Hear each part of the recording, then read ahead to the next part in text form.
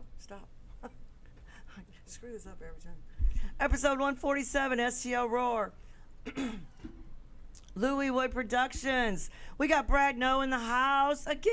Thank you so much. Where's my audience? I can't. Oh, Tweezy, what'd you do? Is that it? Yes. The little faces, there's no names on them. You can't tell what it is. So anyway, we'll do that again. Brad Noe's in the house. Yes. And he brought his entourage. You gonna introduce your entourage? You brought your dad. He's over there. Is he chilling or did he go back outside? Is he smoking? He went back out to smoke. Is he a smoker? He should be. Well, you know, he can do what he wants at this age, right? Well, Marine, Vietnam vet. Mm-hmm. He's good. Emphysema, I mean, all that. But yeah, he made it through Vietnam, so. Right, exactly. What do you do? Right, you can't tell him no. Yeah. You can't ground him. Well, it's certainly better than other vices, I guess. Right. Vices. Vices. That's a cool bar. That's a very cool venue. He works here. Oh, do you? Awesome. Yeah, it's a very cool venue. So who'd you bring? You have to introduce. Ed Cerny from Vices, Soundman. Okay, awesome. He actually helped do the final mix for the song that went in the Keep Live Alive that we all participated in. So I thought he did a great job on that. Now, was that one that I said, please write a song, and you wrote one? Yep. Ron Stevens is like, I mean, we went through, it took, well, we did the documentary, KC95, Never Say Goodbye. Yeah. So we worked on that for 2 years. It was me and Ron and Jack Twiston. And Jack was our photographer, and then I pulled all the original music, and I got to have a cameo in it. But we went through so many songs, so many original songs. I mean, it was insane. And he said, hey, I need an artist who can, I need a song about this. I'm like, what? Have we not bothered these people enough? Now we want them to create a song. You want them to shit a song right now? I know somebody who can do that. You're going, what? What did you think when I said, hey, can you write a song about this? Well, considering I knew that it was about depressing times, Right. it was very easy for me to shit that one out. So, yeah. It's a killer song, for sure. And you're still writing killer songs. Not lately, you know. I've been kind of like just down with the whole mainstream music scene, you know, and I don't feel inspired as much as I once was, you know. Well, what's going to inspire you? Fuck if I know. Well, why don't you play us a song? Or 2 or 3. It won't kill you. Yeah, well, sure. So,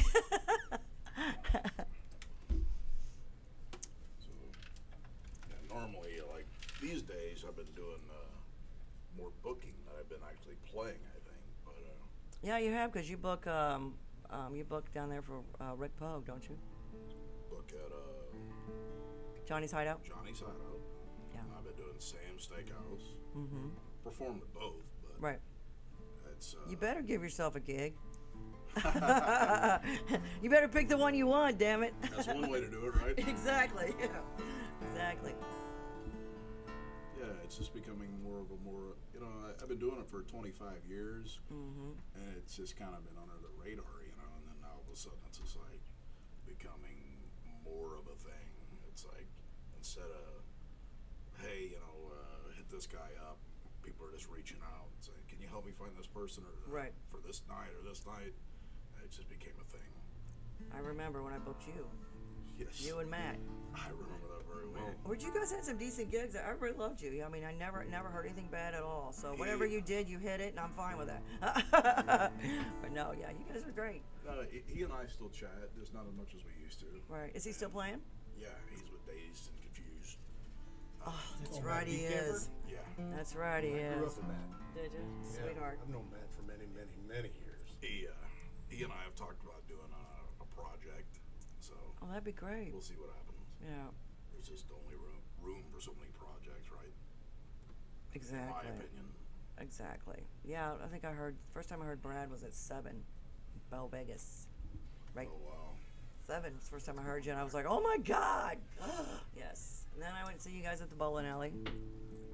Halloween Yeah. bowling alley. Remember that? What bowling alley was that? West Park Bowl, Right. Columbia. Are they still doing gigs? I think they are. Well, you should book them. You play there enough. Right. I think you have a regular gig there every week? I did for a while, yeah. For quite a while. Yeah. Yeah. That was a pretty cool venue, I thought.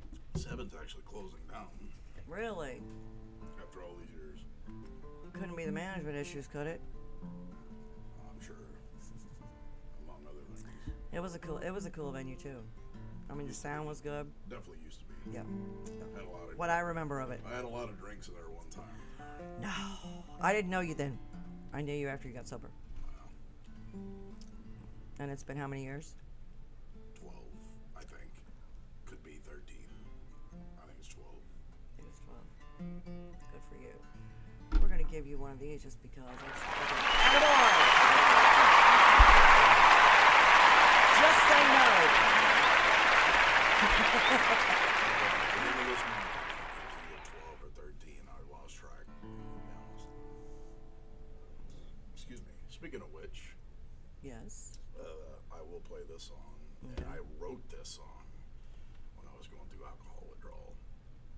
So it's a little bit depressing, but it's not, in my opinion, slash or wrist depressing. I always try to leave a little bit of hope in the songs that I write, and I leave them subjective to where people can relate to them in their own way.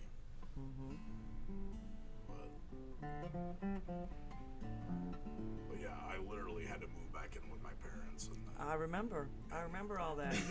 You basically had to start all I had to over, start but all over without with everything. alcohol and whatever else, you know. Whatever. So, and that was a hard thing you were going through. I remember you told me about it. yeah, I remember, I moved back in, and I walk around like 265, 270, and I got on 160 pounds, and I crawl to and from the shower or the bathroom or Yep. whatever, because my blood pressure was erratic. Now, was this the house that the car ran into? No, that ended up being. Weren't you sitting in the living room and the car came through? No, Oh, I was you in weren't. Indiana. Oh, you I were was in- oh, renting the okay. house out when that happened. But the tenant ended up moving out, and I had a falling out with an ex, and I ended up moving back in, and I'm actually still in that house. So. Really? I did fix the wall though. So somebody just came barreling through and just took Yeah, out a corner of the house. ridiculous. Yeah, I know. Completely You ridiculous. told me that, I said, "Shut up! I can't believe that." And it was like a straightaway. It's not like it was even on a curve or anything. I hope they quit drinking. Oh, I guarantee it wasn't drinking. Hmm. Probably, yeah. Something else. No. No.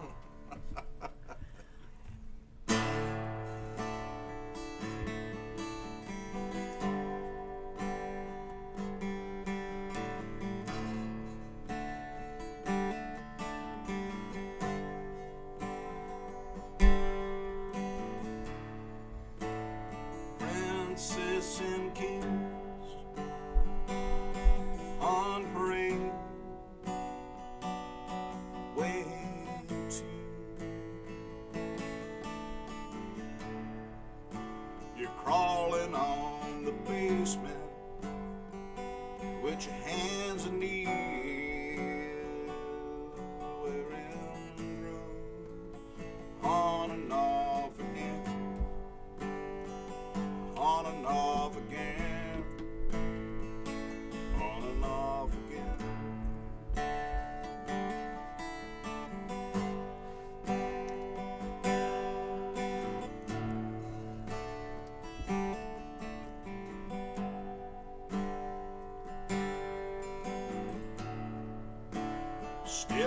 Stipulation, love, have you take on enough?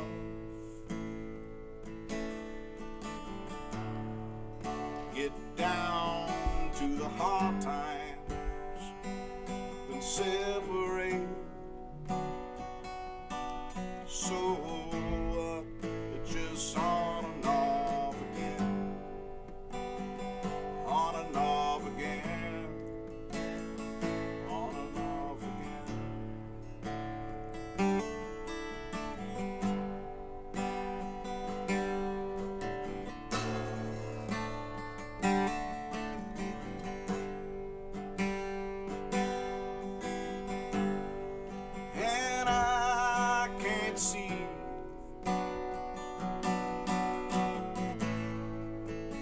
pass in front of me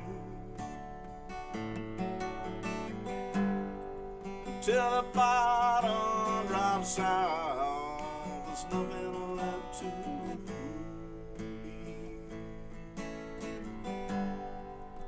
There's nothing left to leave. Said there's nothing left to leave.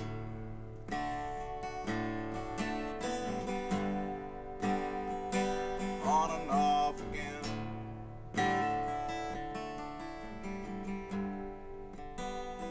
On and off again. It's just on and off again.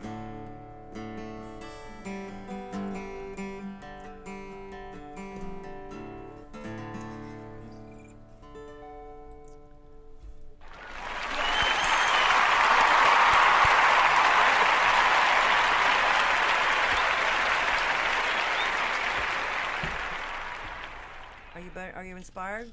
Come on, play another one. Play another one. Come on. Come on. Please play another one.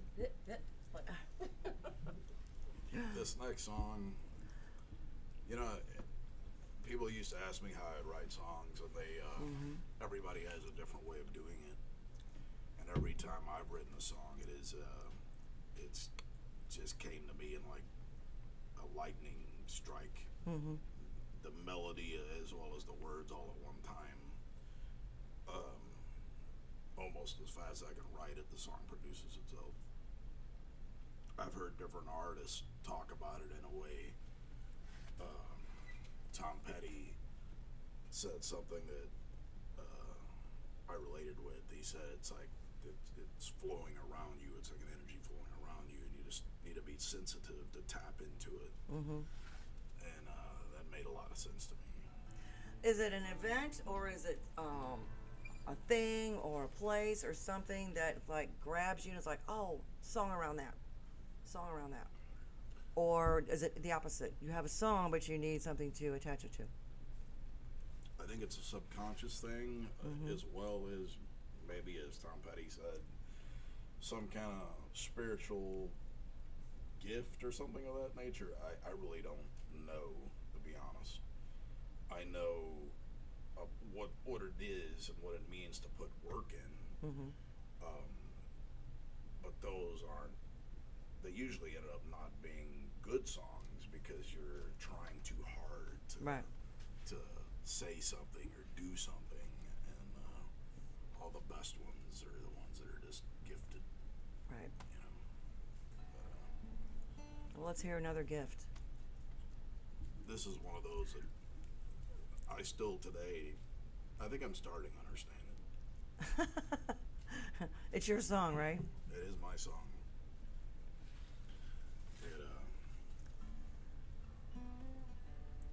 I feel like it's like this, we're on the verge of, and I'm not getting political, It's okay. I think we're on the verge of something very bad happening to humanity or to the country or to the world. I'm not exactly sure, maybe all the above. I think a lot of people have that same. I mean, especially when COVID hit, it was like, everybody was just screwed up. And then we come out of it, and it's like some of the shit that was going on is still going on. It's like, when's the other shoe gonna drop? And I get that because I think the whole thing with COVID is what did it. Quashed a lot of. Yeah, some things are just, prophetic.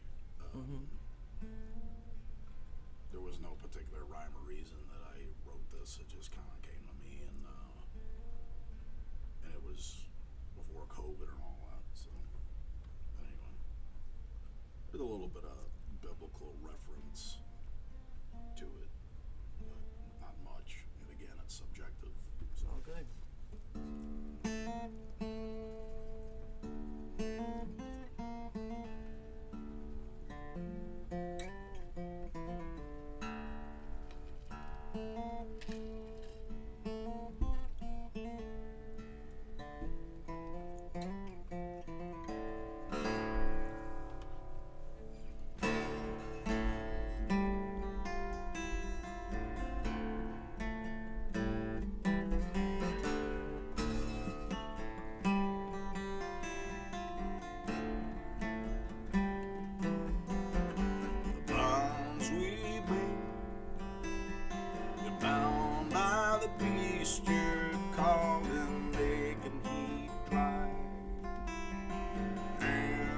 Well, creeds are falling by in our lives.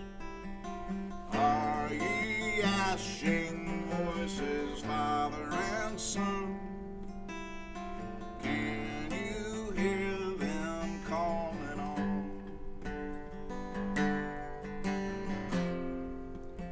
Prayers from a gun.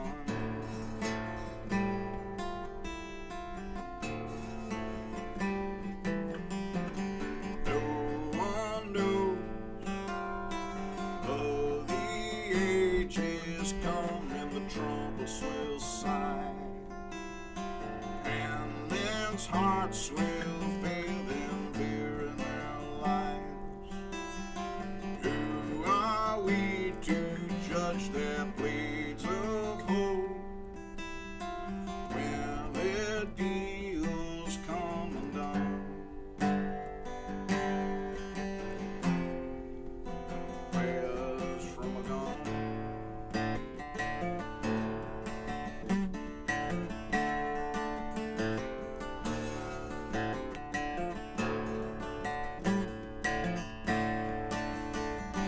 All I need is in my soul. It's all I need that makes me whole.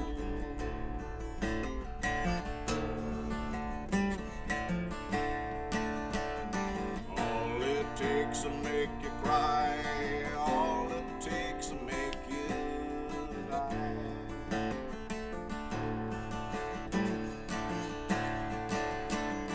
All you done to find me, and all you done to blind me. Yeah, yeah, yeah. I want you, need you. Let me go.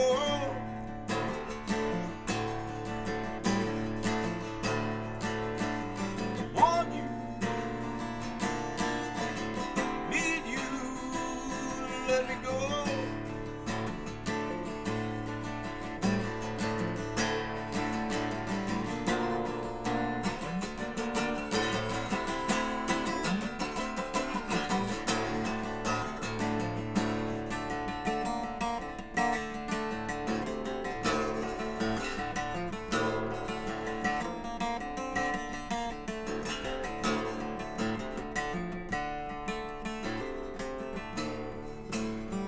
I don't need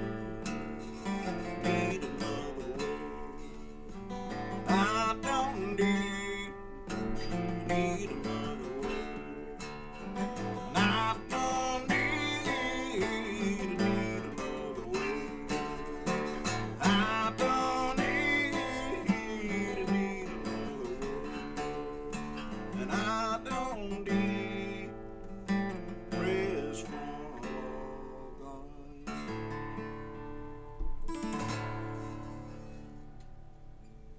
Awesome. It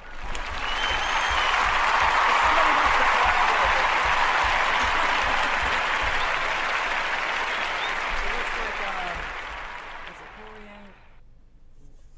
Corianne Harris? Who that playing that guitar? I want to collab. I said, Brad Noe. Some dude. Some guy who just came in here with his guitars. We said, yeah, go ahead, you can play. Wasn't that one we started on in the studio? Yeah. Reworking it?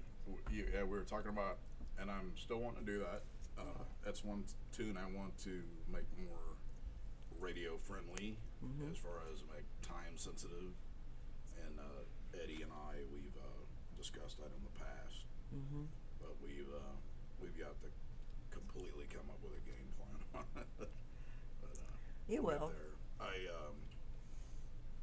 I've never really officially released anything. You know, I put out some CDs and people have bought them at places I played.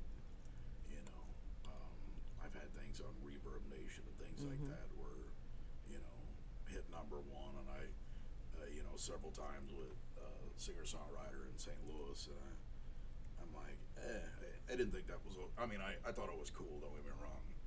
But then all of a sudden, I started getting like messages from London and people wanting me to literally fly over there and do radio interviews. And I'm like, how the does that even happen, you know? So, but anyway, I long since concentrated on that. But I would like to at least re-release, redo 3, 4, 5 songs off that album. Mm-hmm. And Eddie and I maybe even do it with each other, you know. That sounded weird. Yeah. Yeah. No judgment. You want me to chime in on that or not? Yeah, go ahead. Yeah, that ain't gonna happen. So you're gonna take some of those off of that CD, and you're gonna add some new ones, or are you just going to concentrate on just those and redo those? There are some new songs that I want to put out as well, but I would like to do an official online release. Mm-hmm. You know, I didn't want to do the iTunes, Spotify thing just because I was just like, Right. you know, you make no money with it. I know. You know, It's so sad. Not saying that I'm about money, but you got to make a living, right? No, but you know what? It's not just for somebody to show you love, other than 20 cents because they just heard your song down. They Right. downloaded your 20 song. cents if you're lucky. Yeah, it's ridiculous. I can't even If believe you're it. lucky. That's just ridiculous. I can't even understand it. I don't. When I was booking bands 12, 15 years ago, I got disheartened just because of it was going downhill. Money's going. I mean, it all became a money game. When I go into a venue and they trust my judgment as far as booking their bands, but then somebody new comes along, do they draw? Don't give a shit about the band or if they're any good or not. Do they draw? Really? Seriously? It's the ring at the end of the night. It's ridiculous. It is. And then it got to the point where they expected all the publicity to come from the band. No, this is your venue. It should be a 50-50 thing. My personal opinion. But it just got ignorant, and then now there's just no money in it at all. I mean, it's pitiful that these musicians don't make what they're worth, which to me is priceless because all the time and blood, sweat, and tears and energy and money and all the gear, everything you put into it, you put your soul into this stuff. Well, I can remember when I first started playing live, I was very, very, very young, and I think it was like $80, $100 a night. And then here we are, 25 years later, and musicians are getting 100 to 150 a night. Maybe. It It depends. change. It hasn't changed. I mean, It's really sad. Was that meme with from Back to the Future, and Yeah. he comes back from 2025. They're still making $100 a night. What the fuck? And I don't want, and I know last time I was on, I name dropped all kinds of things and probably pissed a lot of people off in venues and whatever. That is if they heard it, because Right. But yeah, I mean, there's certain places that are known for music. Mm-hmm. And their destination places, and I would have to lie to myself to say that I didn't get more recognition by playing at some of these places had I not.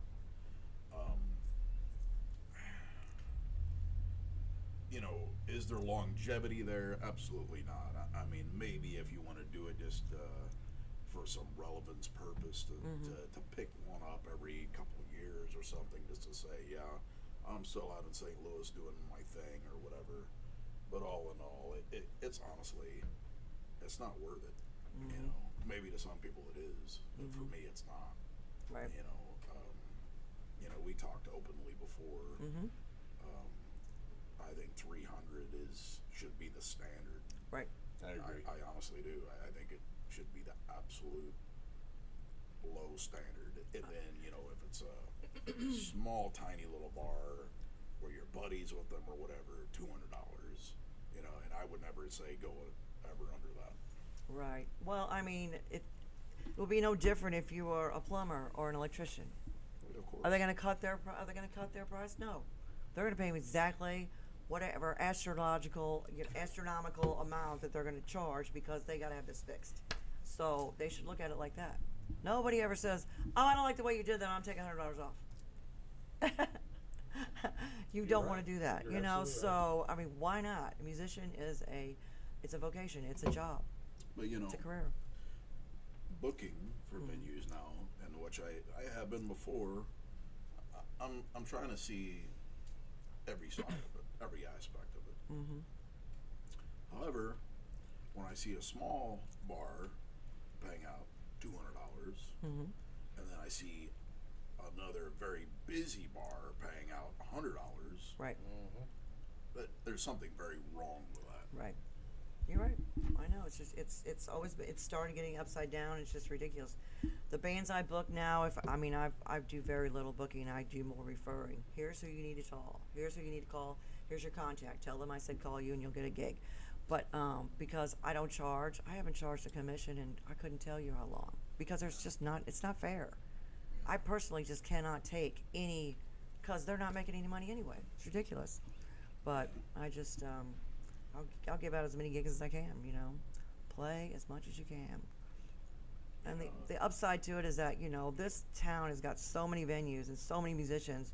Every venue's full every weekend. The bad side is, or I guess the catch-22, is that they can't go see each other play. You can't take a night off if you're playing every flipping weekend, and then it's like, by the time Sunday rolls around, do you want to do anything? No. You're tired because you have a regular job and then you're playing a gig Friday and Saturday night. So it's a competition for each venue to get as many people in there as you can. And there are some bands that don't fit every venue, and vice versa. The ones that you think are going to draw, they may not. I've seen it. I've seen these bigger bands, and it's like nobody came.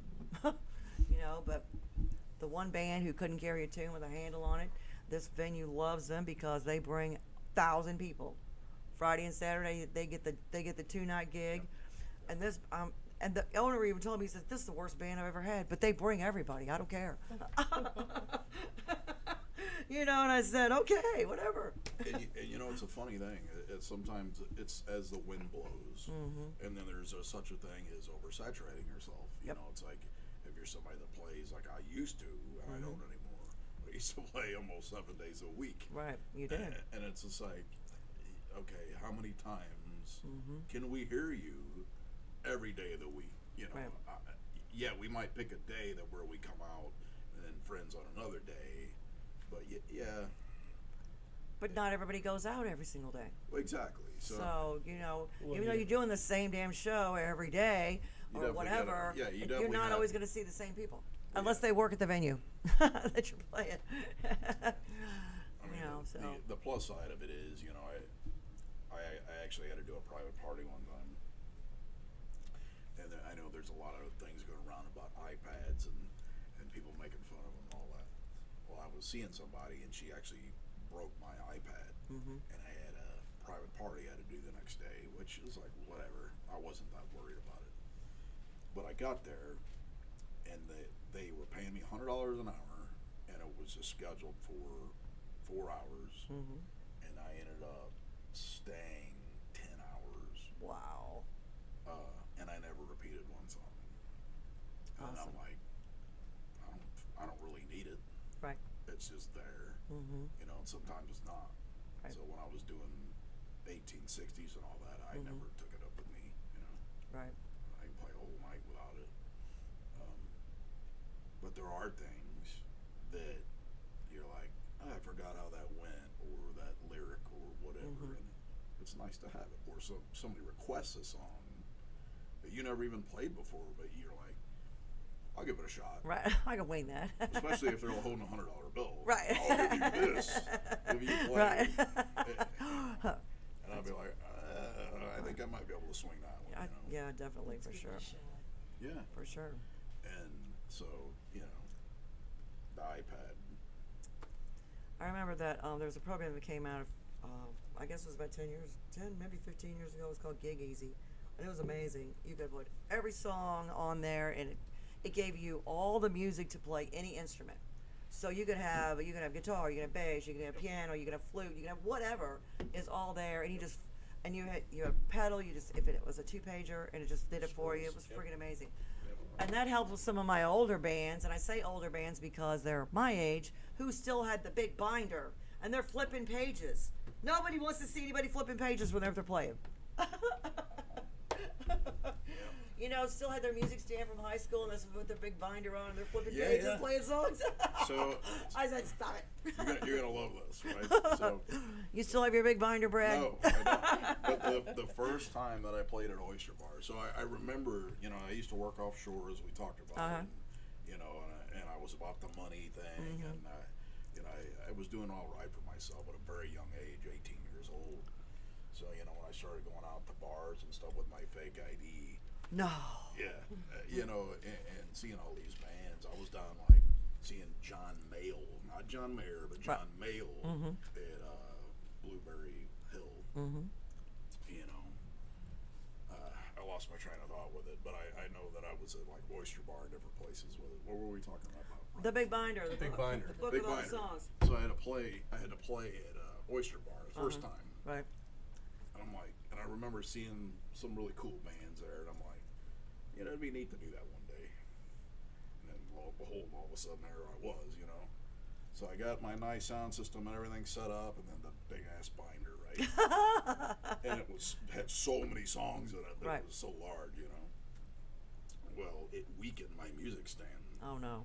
And right before I even started my first song, the music stand flipped. The book hit the ground, pages just exploded everywhere. And I'm like, Oh, awesome. this fucking sucks horribly, you know? And I ended up going through memory the rest of the night. I gathered them up just because it looked like a travesty. But Did you tell him for your next trick you're going to do what? Pull a song out? yeah, after that I was like, no more book. I know. But there's still a few that still do it. They still have the book and they flip the pages. You know, hey, whatever works. Most of the time, nobody pays that much attention to it I anyway. mean, if you watch, you know, all the old MTV Unplugged, you know, Kurt Cobain's got his thing there, you know, and he's looking through and whatever. I mean, I think acoustic gets more accepted as well. Yeah, definitely. But I mean, I still. Sometimes it kind of bothers me though when I see a band up there and the lead singer's got her phone right here. Yeah. That's a little annoying because it's like, have you not played this song? I know I've heard you, you know, and I get you may forget a couple words or you're got too much in your head, and this is a song you haven't played in a long time. Sure. Somebody requested it with $100 bill, so oh my God, I gotta find it. So, you know, the cool thing about this, right? It's like some people are just naturally, they got that memory, right? And that's cool and all, but then there's other people that they don't have that. They don't have that capability. So I've seen They need a big binder. They need a big binder. I've seen An even bigger stand. An even bigger stand. I've seen a lot of tricks through the years. You know, I've seen people take big cardboard boxes, cut them up, write the entire set list and maybe some words on it, throw it on the ground. You know what I'm saying? And then Neil Young, of all people, anyway. Your fave. I love it. He's one of my favorites. He used to post little cards. I've seen that. So when he's playing, he's looking down. But I mean, they're his songs. Right. He wrote them. Right. But they're little cue cards where he can keep track of what he's doing. You know, I mean, people think we're all, you know, everybody's a Superman and supposed to remember everything. Being a stagehand, you should see that some of the tricks that some of these. I mean, we clean up after them, so it's like after taking the drum set, taking the back line down, all the little notes, cards, everything's stuck. Yeah, Nobody sees it, but it's like, yeah, Right. a lot of guitar players do that same thing. Put it right there, you And know. then we could go further with a teleprompter. So Yes, like everybody live today has Right. a teleprompter. Well, that was the one thing I was going to suggest, because their advice is, you know, I designed it to where all the monitors are overhead, Right. behind, you know, the lighting rack and everything, so people can't see it. And I walked in one day, and one of the bands had a floor monitor, and I'm like, they played there before, so they knew I had all overhead monitors. Right. And I walked up, and I was like, "What is that?" And he's like, "What's my monitor?" I'm like, "Well, why do you need a monitor up there?" He's like, "No, it's my monitor." I'm like, I walk around, it looks like an audio monitor, A wedge. but it's a teleprompter. Right. You know. And Yeah. they've been doing that for decades. I mean, I've seen them used at Pearl Jam concerts. You know, like when you start seeing behind, and yeah, so people have been doing that shit a very, very long time. So that actually interests me, you know, because I like to do as much, you know, especially coming from the band side, because I, you know, did all the state house, the rock, the Phoenix, you know, the whole local scene here. And then whenever I got into the production side of it, you know, I knew exactly what the bands needed on stage. Right. So that prompted me, talking about the teleprompters, that prompted me to get into looking at what one would cost, you know, just to have there for bands if they wanted it. Things are like $1,000. They're $1,200. They're ridiculous. It's yeah. like, well, no wonder nobody can. No wonder everybody brings in a $20 music stand with a big heavy notebook. That's right. But then again, some of them do bring their own monitors in. They Yeah. want them on the floor in front of it because that's the only thing they're trained to hear, listen to themselves or listen to everybody else. And it's like, oh my gosh, you guys, yes, you're trained to do that, but you don't really need it. But yeah, but that's their, you know. My Something like thing from an audience standpoint is like I don't necessarily mind the notebooks. It doesn't really bother me if they do it well. Right. You know, I mean, if they're horrible, Right. still looking at it, it's like, oh. And it looks like you're at a karaoke's down the street. oh, don't get me started. Oh, jeez. Oh, that hurts my heart. I will say this though. So you look at a lot of artists today, modern and otherwise, they are using iPads. So like Vince Oh, Gill. yeah. Vince Gill is one of the most talented people on Oh this my planet. gosh, hands down. Definitely. Really, Oh, vocally and musically, you know, instrumentally, whatever. And he uses an iPad when he sings with the Eagles. Right. You know, so whatever. Well, he doesn't want to screw that up. Well, you would I mean, you know, definitely not want to screw that. seriously. So, I mean, I'm thinking he's just covering his ass and making sure it's right. I'm doing this. Yeah, it's the Eagles. Oh, you know, come on. And a lot of people don't know Vince Gill sang with Pure Prairie League. He sang Yes, he Amy, did. Yes, he did. and nobody really knows that. I do. That was Vince Gill. That was Vince Oh, Gill. really? I thought he started in the '80s in country music. I'm like, no. There's a lot of that behind the scenes stuff where artists play the parts, but you know. Well, you know, Glenn Campbell was part of the Wrecking Crew. Yes, he was. Really? Now that I Yes, didn't know. Glenn Campbell was. Yes, I'm surprised. and then he branched out on his own, and they were fine with it, and then he took off. But yeah, he was one of the original Wrecking Crew members. He sure was, and he looked the same. My daddy looked like him, but yeah, he looks the same. But yeah, he just changed his appearance a little and took off. His career took off. But they showed when they showed that special. I think at the end they were showing where he would come back and, you know, still hang out with them and do a few songs and that kind of thing. So he didn't leave. There was no bad blood when he left. You know, they were excited for him. But yeah, he was awesome. You know, and people like him, and people in the Wrecking Crew, and people. Man, that, talk about talent. Holy shit. and we can go on and even further. People that stay at home and play, or people that go to open mics. Some of these people are the Chinese kid who's 12 years old. Oh, yeah, YouTube sensation. I mean, these people are better than almost anybody that's famous. Right. And that's a fact. Now, they might not be a songwriter, right? But instrumentally, they'll mop the floor with almost anyone. Right. Yeah. And it's But what's interesting, what you said about that, they might not be a songwriter. Some of the people that are extremely famous and out there don't even write their own music. well, that's 100% true. You know, when you start really digging deep, Almost you know, all of them, there's a lot of cover up in the music industry. especially today. Oh, yeah. Massive Definitely. cover up. Definitely. I mean, for the longest time, people didn't know Bryan Adams was a songwriter for everybody. The only reason he didn't take off on his own is because he had such stage fright, and he couldn't stand the fact that his acne, you know, that bothered him. And somebody said, "Screw that, get your ass out there and do it," and he did, and he's great. You Yeah. know, it was totally fine. Nobody cared. Nobody cared. Everybody has scars. Everybody has, you know, whatever. So you look past that kind of shit. But, you know, everybody has their insecurities. And that was his biggest thing. But he's written a million songs. Dolly Parton, she's written a lot more songs than people realize for all different genres of music. It's not just country. It's not just Willie Nelson, yes, another Brown. yes. And I was sitting around with a couple of guys this weekend that were in their upper 50s, low 60s, and they were talking. You know, one of their favorite bands was Man for Man Earth Band. You know, but every hit Manfred Mann had Bruce Springsteen wrote it. Yep. Yeah, wrapped up like a douche. Yeah, It's for, deuce. for you. It's Spirit in the deuce. Night. Not douche, it's deuce. I know. Ah, yeah. I know. I remember But listening it to was, that song.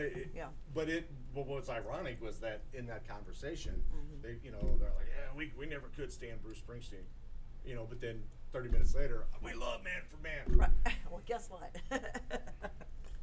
Yeah. Bruce has a lot of. I don't like him politically, but whatever. We're not getting into politics. We're not. We're not doing politics. But He's very talented. I tell you what, and some of the stuff that never made it mainstream is really amazing. I was actually stuck on a boat one time with a CD called Tunnel of Love. I don't even know how I got it. It was in my briefcase. Was it in that love tunnel at Six Flags? Them little boats? I went in there before they changed it to the darkness. He's telling on or himself whatever. again. It's okay, Brad. But yeah, I really, of course it was the only album I had with me, but I grew to love that album. The B-side. Those are the best songs. 100%. Good Lord, I Oh, love yeah. the B-side. I know more B-side songs. It's like, oh my God, this song. They hardly ever play. Why not play them? Play them all. Casey used to. They used to play every song. And when I remember when I was a kid, I'd get an album. Oh man, I couldn't get home fast enough. Yeah. To put it on and listen to every song, flip it over, listen to every song, flip it over, listen to every Well, song, over and over and over and over and over. And it wasn't just not only I can remember those days whenever what was the Checker Dome, when that was still here. Yes. And I'd hear on the radio because I was a huge Rick Emmett fan, Triumph. And I'll never forget when when he left Triumph, his first solo album came out, and they're like, yeah, he's going to be playing in concert, and then you would have to go to your local record store because that's where they sold the tickets for the show. Right. And I can remember me and a friend, we'd get there like 2 o'clock in the morning and hide in the bushes to hide from the cops because we were all underage, Right. and wait for that, want to be first in line to get that, or the newest record. And when you would get there, it wasn't just the art of the audio. It was the whole thing, the album cover. You look at the art, you pull the sleeve out, read everything, and look at the photo. It's very the cool. entire piece. Right. It was everything. And now it's like, oh, I love this song. Click. Oh yeah, I'll pay 99 cents for it. You're done. Right. I mean, I tell every band that I know, said if you're gonna write your own songs, at least do one vinyl. You should do at least one vinyl. I told you that. No, I won't. You should do at least one vinyl. You got to, and make that cool jacket. Make that cool inner sleeve, Yeah. Make it unique. It's because it's just like that's the best part of it. Or just Even with my everything goes CD, with it. I had some inner things You did. that I put in it. But it's not vinyl. No. And vinyl always sounds better. I don't care what anybody says. I agree. It's got that sound. Nobody can touch it. I grew up with vinyl, so my father, who's sitting over there, My papa. he, I was introduced to vinyl through him. So, Vietnam War, he had, Who was his favorite? Do you remember the first album he you heard? had Steppenwolf. Right. And I remember listening to Magic Carpet Ride, Born to Be Wild. I'm like, this is badass. And I was a little kid, and the Pusher and all these things. And I'm like, wow, this is so cool, Then the Stones. Then he had the softer stuff like Elton John. Right. I loved all that stuff, And then Mom's side, every time I'd go over there, they had like Merle Haggard, Johnny Cash. That's good. All that stuff. As long as you had lots of music in your life, that's good. Yeah, so I had all the good stuff. I was watching what an interview, but it was like a little video clip, and it was of Toby Keith, who just passed. I know. He was my friend. It's funny. He was with Sammy Hagar in this video. I can send it to you. They're at Toby's ranch or whatever you want to call it, and you could just tell this man just was able to assess a mass of money in his lifetime. You're looking around at this place and it's like, my God. I think he ended up making like $500 million in his lifetime, which is kind of crazy. And he was still just as down to earth and just as cool. No, yeah. So that's where I was going with it. So I never really got into his music all that much. You know, it was a little too commercial for me. You know. Now he did write a song right at the end.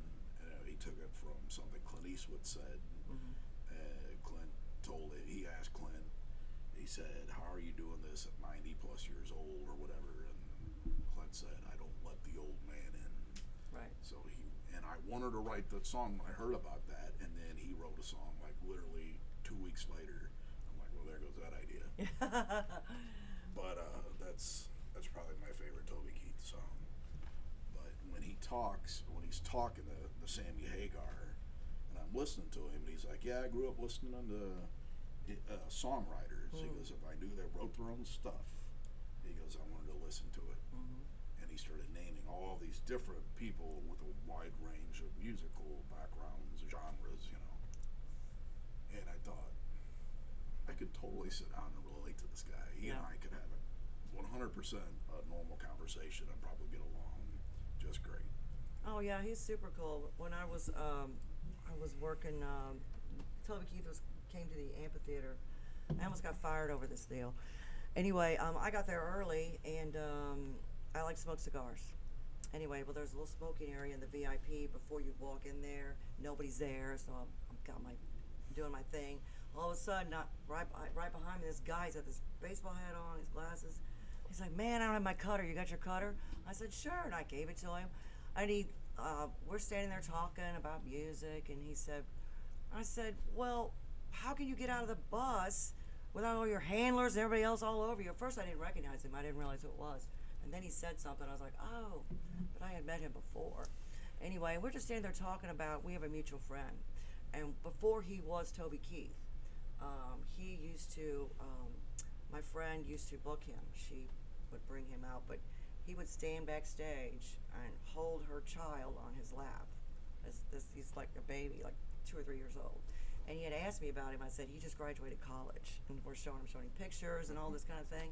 And we're just standing there having a conversation. He's talking about his, what he just did when he went riding and all this kind of thing. And he was, I don't remember what leg of the tour he was on. Next thing I know, we look up. We are surrounded by handlers, my boss, all these people. I almost got fired because I was talking to the star. And I said, he talked to me first. But he was talking to you, though. We were just standing there talking. We weren't even paying attention. Did he stand up for you? Yeah, he was like, I told her I'd give her an interview. She can get on my bus if she wants to. And you're not supposed to get on the bus. I said, well, I can't get on the bus. We can do it right here, But yeah, he was super nice, super cool. But he was just a regular guy. One thing. Does not give a shit about all the other stuff. One thing he said to Sammy Hagar, Sammy's like, "I noticed you have this plethora, I don't think he used the word, but whatever, just lots of material in your head of different backgrounds." And he talked about the songwriter thing, like I said, and he's just like, "Yeah, God bless me with knowing all these things." And again, went back to the Merle Haggard story, which I posted not long ago, where Merle was getting sick and he couldn't perform, and Toby Keith was there, and Merle's like, he's like, "Well, if you want to help me, that'd be great." He goes, "How many songs of mine do you know?" And he's like, "All of them." And I think that's badass. That is such an honor, and that is so humbling. I mean, wow. It's just like, That's people fucking sing your cool songs stuff, back man. to you, and then somebody knows all your songs. That's amazing. Yeah, that is such a that's nod to so the cool. artist. So yeah, Definitely. lately he's been kind of like, somebody that I didn't really particularly care for musically. Lately I've just been like, man, he was a real fucking dude. He really was. And He's that's super how it nice. always goes. You pass away, and all of a sudden people really appreciate who that. I mean, he was appreciated by lots and lots of people. Well, he got big like when Travis Tritt got big. First time I saw Travis Tritt when he was a nobody, I was living in Memphis, and they used to have the B baseball team for the San Diego Padres was in Memphis. They called the Memphis Chicks. And during the seventh inning stretch, they'd roll a flatbed out, and this guy with this mullet, he's out there playing. I was like, he had a good sound. Next thing I know, it's Travis Tritt. He's taken off. But at one time, it was like country had a lot of the cute guys doing all the silly, not silly, but a lot of the same songs, but that's what was making money. And, I mean, country bars went up through the roof, line dancing, I know I did because I used to teach it at a little bit of Texas. Oh wow. Yes. I used to compete swing dancing. Love it. It's fun. I like Travis Shred. But yeah, Travis is he's funny. But yeah, I think he was one of the first ones to make that mullet. Or Billy Ray Cyrus. I'll pick one. I have a mutual friend that used to tour with Charlie Daniels, Travis Shred, and all those guys. And apparently Charlie Daniels thought very highly of Travis Shred. Helped him, I guess, get a start, so to speak. Charlie Daniels was a big man. He's a really sweet man too. Do you see that thing we did about visiting Charlie Daniels' hat when he was last time he was here before he died? Visiting his what? His hat. Talking to his hat because it's so big. Yeah, Ron did it. You remember that? It was really cute because they did the promotions for his show at River City, and Ron did a little commercial thing about Charlie Daniels' hat, how big it is. So it's kind of cute. A friend of mine, Dan Hurt, controversial guy, in today's world, right? I think he's a good songwriter. I think he writes stuff that could be on the radio right now. He's an all country writer, singer. He's very good. I think he's very good. He's just outspoken, and we live in the cancel culture, and that's not political. It's That's just all good. it's just the reality of it. I know. Some people have a filter and some don't. But Charlie gave his kid one of his fiddles. Oh, very nice. Yeah, so I mean that's pretty badass. That is cool. Very cool. You didn't bring a fiddle, did you? I can't play a fiddle. I tried. It is one of the, maybe if somebody set it up properly for me, rosined it, tuned it, and said, "Here, give it a shot," which actually had that happen one night. I was able to get sound out of it, but I bought one and I tried fiddling with it because I can play mandolin a little bit. And I could not get it to do anything. It's I broke the strings on it. The tuning pegs kept popping out. it's very difficult to play. You got to know what you're doing with the bow, and because it's Oh my God, it's most crazy. uncomfortable. It You is. get it up It's in your neck. I got a friend who plays really well, Mark Hochberg. He's an amazing fiddle player. I had one given to me by Michael Wagner, and I took that thing home and shows you how out of sync I am with that. I'm sitting there and I'm like, I'm moving this thing back, the bow back and forth. I was like, it ain't doing nothing. What the hell is going on? Rosin. You gotta. Here's how dumb I am with it, So I get online. not like a saw. So I get online and I order rosin, right? I don't know. I've never seen it before. I don't. I'm learning something new here. So I get this, and it's like it looked like the stuff I bought. The end of one of those chalk cues for a pool stick, and it looked like hardened honey, and I'm like, well, how is anything? It's a hard piece of plastic. How is this going? So I ended up, YouTubing how to do this, whatever, and they're like, oh yeah, you got to sit there and rosin the bow for like 15 to 20 minutes. I'm like, what? Yeah, I must have gave up after. So I did. I sat there and I rosin that thing, and I actually worked with it. And I was actually able to do like some small pieces to dust in the wind. Right. And then after that, it was just like I got busy and never got, But yeah, it is a tough instrument to play. It is. You have to be really disciplined and have lots of patience to do it. Just because it's small does not mean you can't. No, it's pretty mighty. It's precise. The slightest little millimeter of movement, and it's out of tune. It's off key. It's like, oh. I need something a little more forgiving. How about a couple more songs and we'll take a break? You want to play a little something? You want to play? So this is Brandy Alexander, whatever she wants to go by. Brandy, she's a fine girl. She manages H's Bar in Belleville. Very cool. I do open mic there. Probably going to be Thursday nights. I was doing Wednesday nights, but then they had a licensing thing, and new owners come in, and they're going to be. They just opened up again, right? Yes. Okay. They got to deal with the ASCAP stuff. Do what? They got to deal with the ASCAP. BMI, CSAC, all that, yeah. Yeah. So so just to a play lot music. of other things as well. It's ridiculous. It's just something else to spend money on, and I'm just like, what the hell? Yeah. It's so annoying. I mean, anyway. So, what else is going on at H's? Oh, what else are we doing? So we want to. Thursdays. I don't want to put words in your mouth, Go ahead.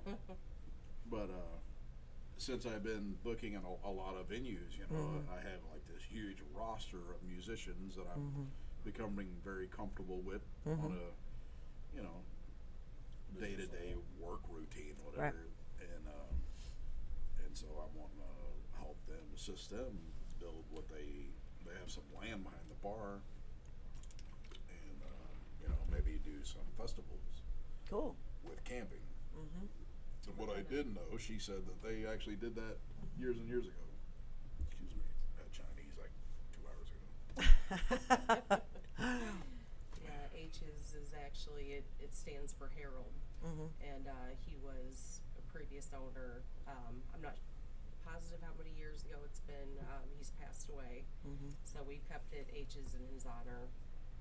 And they would do something called H Fest, where they would put their campers out back and their tents and just have a music festival, roast a pig, and you know, and it's kind of back in the sticks, so you can get away with these things. Right. You know, it's, you know, the neighbors are real cool. So, Right.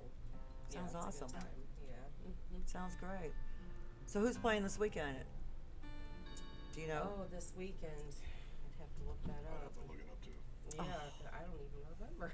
Isn't that terrible? Do you do bands Fridays and Saturdays? Are you doing solos, duos, What's the full weather? bands? What do you?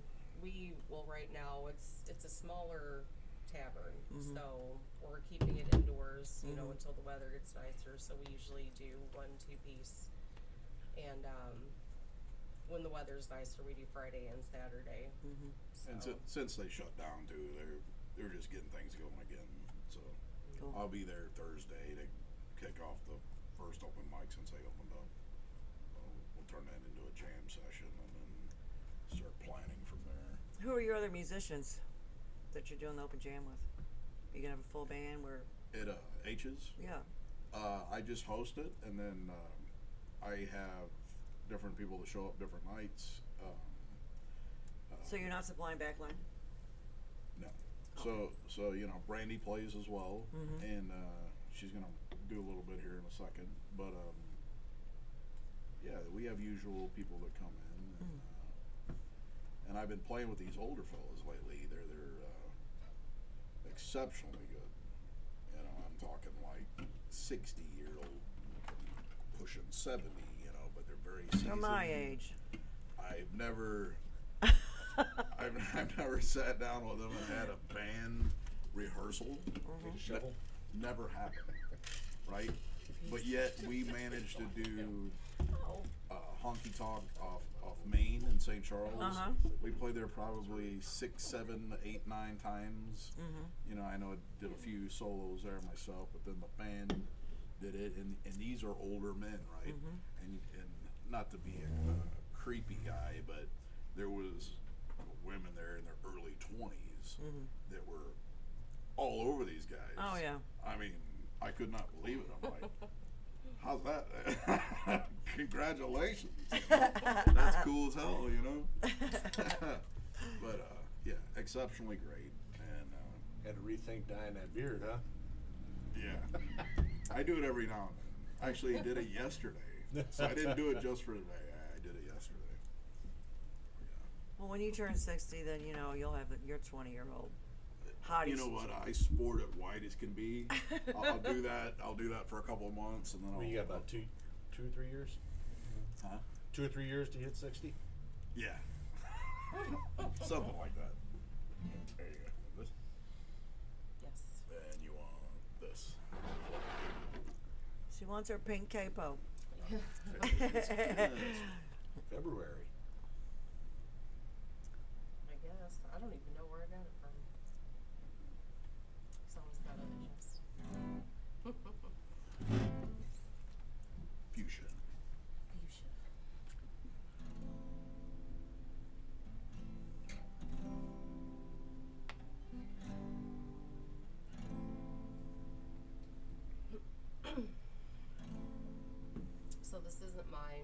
actually by great dancer. He's from Arkansas, I believe.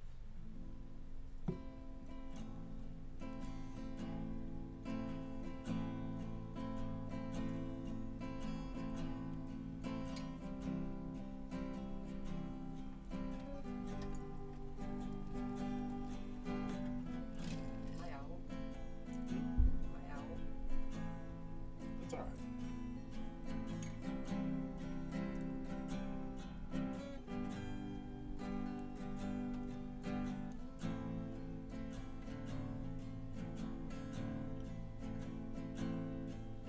I let the sun set 365 times with murder running deep in my heart.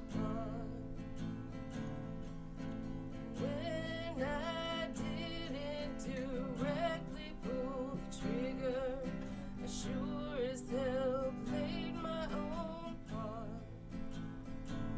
'Cause you know that it's a snake eat snake world, slither and serpentine through.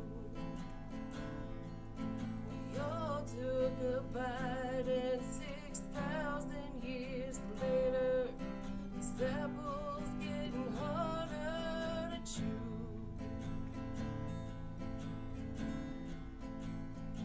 'Cause tonight, boys, we're eating like kings.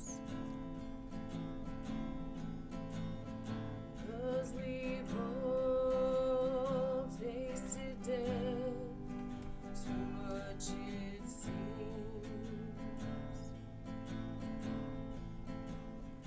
Well, it's been a few years and a couple hundred sunsets since I fired a rifle in range. A dozen leather couches and substance-filled pouches. Still I can't fully turn the page. 'Cause you know that it's a snake eat snake world, slither and serpentine through. Yeah, we all took a bite, and 6,000 years later, this apple's getting harder to chew.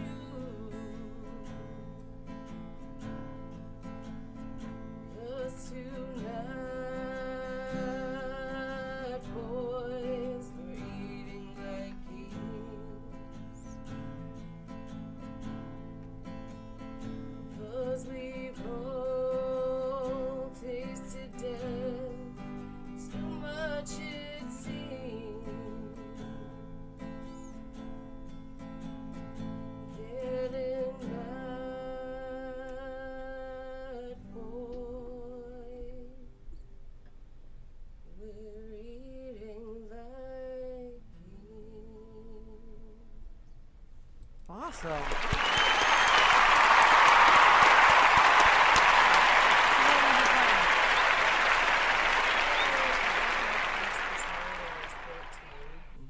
And it's been picking it up and down, and been sticking with it a little bit more recently. And I've got a 10-year-old at home, so that's trying to do everything. So, you put playing your music on the back burner. So yeah, I'm trying to do it at least a little bit every day now. So That's cool. She That's has awesome. 14 guitars. yes, I've got a ton of guitars now.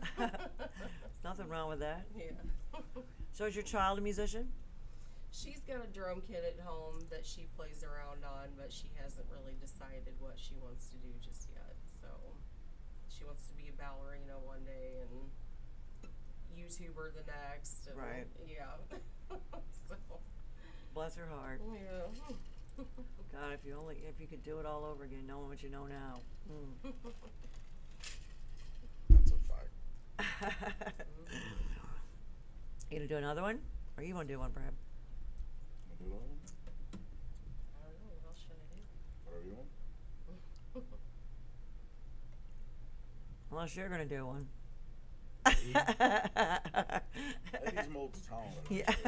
He's a phenomenal drummer, but he plays several instruments, right? Yeah, I do a ton of stuff. I own a recording studio here in St. Louis that I keep under wraps. It's I don't like publicly advertise it. It's mainly just through word of mouth, through friends. You know, somebody comes to me and says, "Hey, I want to record in your studio." You know, Brad Noe recommended you. Oh, hell no, I know Brad, right? No way. No. You know, so it's Right, kind of, right, I right. kind of keep it under wraps. But you know, how I came to playing multi-instruments was when I started writing original music, I would bring in guitar players. And, you know, the tough thing that I really find with musicians is letting go of your ego. That's really hard to do, you know, but I also respect guys when they say, "Hey, this is my vision, this is my album, this is my vision." So when you're paying a guitar player to come in and he's like, "Oh, you know, well, this would sound better." Well, yeah, but it's my vision. Right. Yeah, but I'm telling you, it's like, you know, so I got so fed up with that, with bringing in bass players, piano players, guitar players. I was just like, you know what, I'm going to learn. So I just, you know, bought a ton of guitars and keyboards and basses, and I just learned all the instruments myself. So now I play 19 orchestral instruments as well because I just got tired of it. Now he's the White Prince. And Except the violin kicked your Prince ass. was kind of white. I mean, the fiddle. excluding the violin. I mean, the fiddle. The fiddle kicked your ass, right? well, and I was out, you know, touring for a while, and it's unfortunate. It's the worst, greatest thing that ever happened to me. I developed multiple sclerosis. Oh no. So as far as being a drummer, you know, I still do it. I still perform all the time when my body allows. But the reason why I stopped doing it live was because I didn't want to make the musicians look bad if I had to stop in the middle of a show. Right. You know, so I was just like, all right. So I jumped heavily into the production side of it. Right. And once I jumped into the production side of it, you know, that's when I ended up meeting Michael Wagner, who produced, you know, Metallica's Master of Puppets and Right. Ozzy's at Records and Alice Cooper, and we've actually became really, really, really good friends. And he's like been a major mentor to me and taught me a ton of secrets. That's cool. That's cool. So, you know, it's just it's wild how, you know, when you're doing what you love to do as a drummer, and then something happens, and I could have let it crush me, but instead I decided to jump in, and then wow, you know, then all these other doors started opening up. So. I know a drummer with the same thing, but he threw himself into his work, and I don't remember what else he's doing, but it was a hard decision to walk away from his band, but he had to tell them what was wrong. Like, this is what's going on, because they knew something was up, but he just didn't want to give it up. And you can't blame him. I mean, just like athletes, when they have to hang it up, nobody wants to do that. You've been doing something you love forever, and it's like, you know. Well, you know, like she mentioned, that's why whenever you said you had a 10-year-old at home, and that's why I got a big grin on my face, because my wife is a country singer as well, and neither one of us wanted children. And when I got sick, because when it hit me, this medication I'm on, I mean, I was barely walking. And she's like, well, I guess I'll give up and get a job. And I'm like, yeah, finally a sugar mama, And you know, after 6-8 months, we're kind of like looking at each other like, this is boring, you know. And she's like, well, what do you want to do? And I was like, what do you mean what do I want to do? She's like, do you want to have a child? And I'm like, you mean practice? You know, she's like, no, really. I was like, really? And you know, it's like, it's the greatest thing there. And she just turned 13, January 30th. You know. They humble you more than you even know. Oh my! Your whole world stops, and it's like, oh, it's not about me. Oh my God! And then it's everything, and you're there, and you're on them, and it's like, oh. Well, about 8 to 10 months ago, I got an offer to be the front of house engineer, mixing engineer for Dirk Bentley's 2024 tour. I got a great story about that, but go ahead. and I turned it down because it was 3 months in a warehouse prepping, Yep. and then 10 months on a road, no home time. No. Well, a lot of people are like, but man, it's 13 months. But I mean, you have a 10-year-old child, you know, and don't know if anybody else does. Brad's got a few, but I mean, they're in other states floating around there. He probably didn't even know about it. Right. But anyway, Definitely, you know, Texas, Louisiana. you'll never get those 13 months back. No. You'll never get it back. Sorry. And it's not worth it to me. No. You know, so that's what I mean by, you know, like my MS is the greatest, worst thing that ever happened to me. You know, Right. sure, it was horrible, and it still is horrible. I mean, my medication is $500,000 a year. Mm-hmm. But, you know, if I wouldn't have got that, you know, I wouldn't be, you know, hanging with Michael Wagner or have a daughter or, you know, being here. Right. Yeah. You know, so it's amazing how it works out. Would have never got to meet her and hear her lovely voice and her lovely playing. Mm-hmm.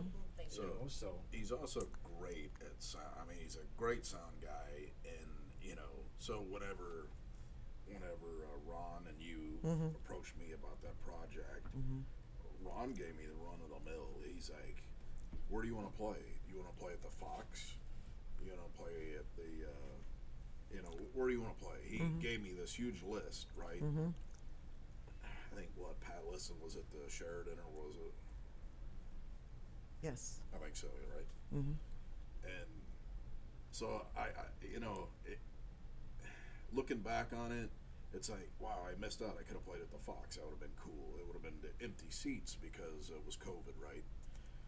But I chose Vice's, this small bar, and it's not really small. It's a nice. It's size not bar. small. And Redbud, Mm-hmm. and Eddie, he did that entire room basically himself. The stage, the lighting, the sound, everything. You know, and I liked the room Mm-hmm. a lot, The room is cool. especially for what Ron was trying to convey. Mm-hmm. And I knew that I could do what I wanted to there versus being in a bright lit Fox. Mm-hmm. You know, we had a dark room, we could do subtle lighting, and I think it worked out we perfect. could do insane lighting too if we wanted. We you could. know. We could. But I think it worked out great, you know. And I think people that were the most affected by it were the smaller venues, Mm-hmm. you know. So that's where my heart was at. Mm-hmm. But Definitely.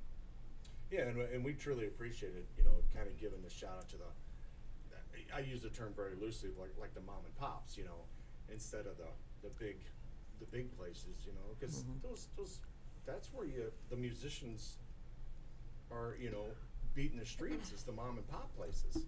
Speaking of which, shout out to Charlotte Judy, my girl, my sister.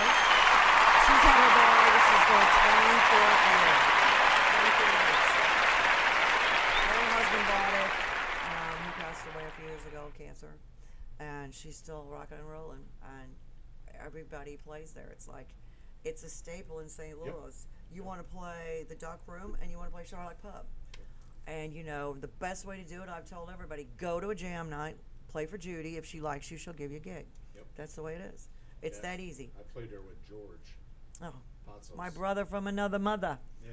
Love me some George. They did an open jam there, and he asked me to come out. yeah, George, hit me up, man. I gotta book you. Yeah, I've only asked you 4 times. right. Yeah, It's he's hard man to get on. Well, you know, when you're good and have a Right. great personality, you stay busy. It's hard to. definitely for sure. Let's do another song.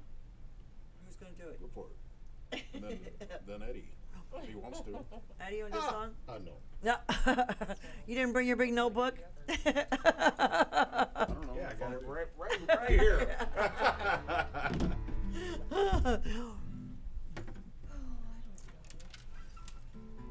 You do any drink theater? Yeah, can you do that 20-minute song of theirs? Pick one. Let's see. I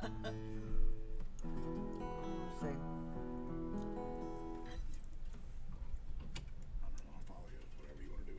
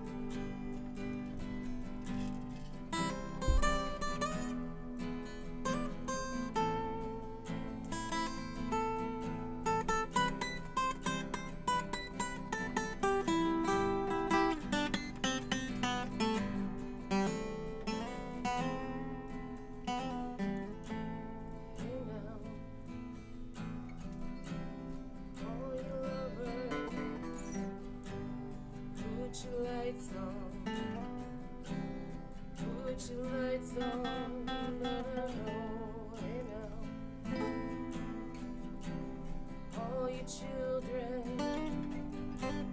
Keep your lights on. Keep your lights on. 'Cause there's a monster living under my bed.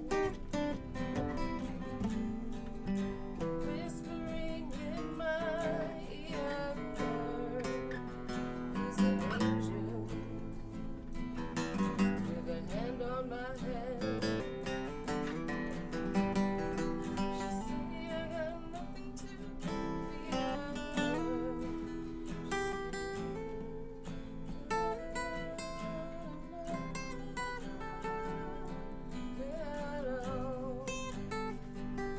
Shine like a star. Da, da, da, da.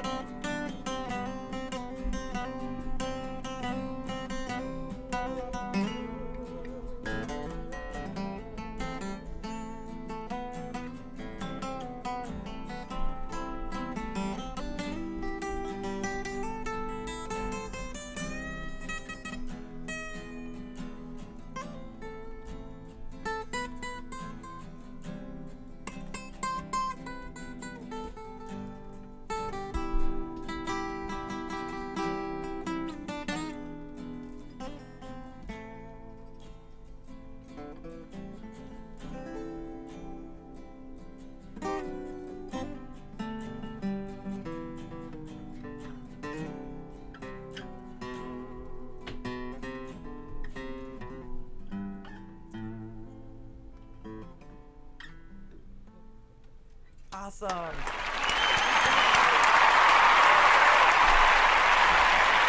We're going to take a quick break. Episode 147. Mr. Brad Noe. Where's Brandy? Eddie. Pops, you awake over there? Or is he outside? Oh, there he is. Oh, thank you for your service. I like your daddy. So we'll be right back. Well, we've sure got big ass problems. Yup. Can you believe these big ass prices? Doesn't bother me. I got a big ass secret. What's your big ass secret? Every time I fill up, I add this little gas pill and I get big ass savings. You get big ass savings just from using that little pill. Even with that big ass truck? Even with that big ass truck. And when I help other people get big ass savings, I make big ass money. So you get big ass money helping people get big ass savings with that little gas pill. You got a big ass tank? Honey, do I have a big ass tank? Oh, yep, you do. You definitely have a big ass tank. Yeah, I do. Look, this is what I got paid last week. Wow, that is big ass money. We're planning a vacation with our big ass savings and that big ass money.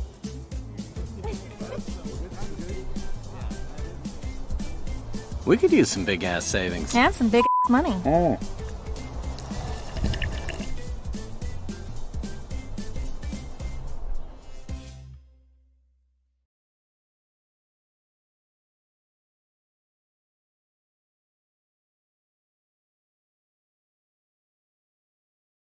There is nothing more powerful than an idea whose time has come. In a world where fuel prices are out of control and inflation is reaching levels not seen in 40 years, it seems impossible to make it through life unscathed. But this is also the time when the bold, those that refuse to be brought down, and the entrepreneurs take matters into their own hands and find solutions that can not only save money on fuel right now, but also create innovative ways to supplement income and even develop life-changing generational wealth. Let me introduce Govee, an idea whose time has come. It all started clear back in 1973. A Nobel Prize for Chemistry was awarded for organometallic catalyst and what it can do for an automobile's engine. This catalyst has been used to improve engine performance, engine life, and fuel consumption in the commercial and industrial markets for years. Now with fuel prices at an all-time record high, Govee has taken this technology and packaged it into a tablet that is easy to use and affordable for you and me. Govee Boost tablets make sense. They can help both diesel and gasoline engines. Do you have a car, truck, ATV, or a lawnmower? Boost by Govee is a fuel catalyst tablet that helps to break down large, hard-to-burn fuel particles, capturing more energy from the fuel, resulting in maximum fuel economy. One tablet treats 15 to 20 gallons or 57 to 76 liters of fuel, and it's been reported by our users to increase your fuel mileage by up to 10% to 20% on average. Catalyst technology can reduce emissions by as much as 40% and is safe with over 650 million miles tested. What was first developed for commercial and fleet vehicles is now being brought to the public for personal use. The only thing better than saving money is earning money when your friends and family save money. Govee has created a reward system for those that want to just make a few extra dollars each month, and for those that are looking for full-time residual monthly income. You can make money and save money with Govee. So pick a package and come join us.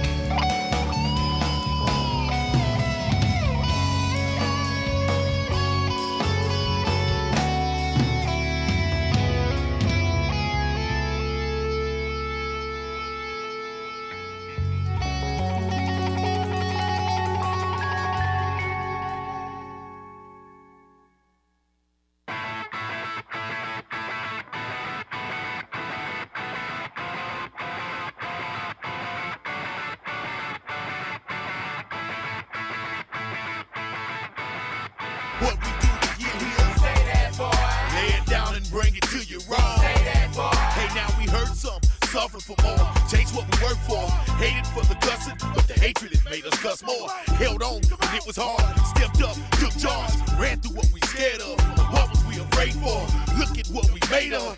Hard times done made us. Being here is alright, but must believe we want more. Known on the L for selling that bomb. Those that know me regard me a hustler. Used to whip it till it was butter and hand it to their mother. Con little sister, scam little brother. On Browns Lock Road, all in the day of a hustler. Name Vito, I represent struggle. But you struggle from where I'm from, one day you gon' hustle.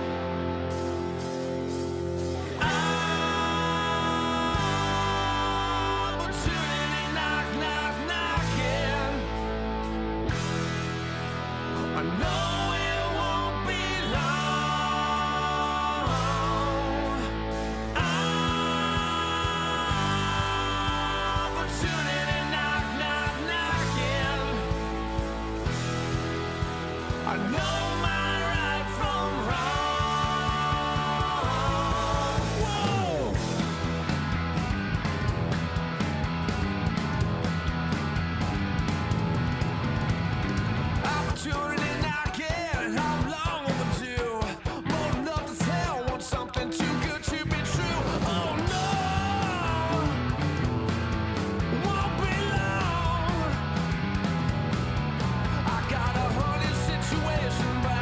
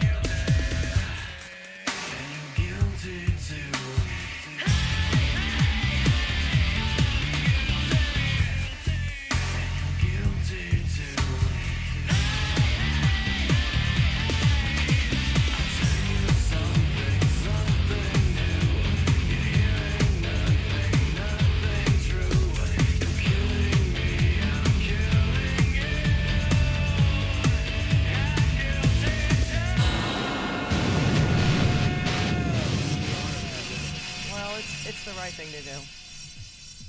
Oh yeah, absolutely. Yeah, Ryan's a good guy. Episode 147, Brad Noe in the house with his entourage. Those are all of his fans. They're outside lined up. When they carry him on their shoulders when you walk out. They're out there all singing your songs.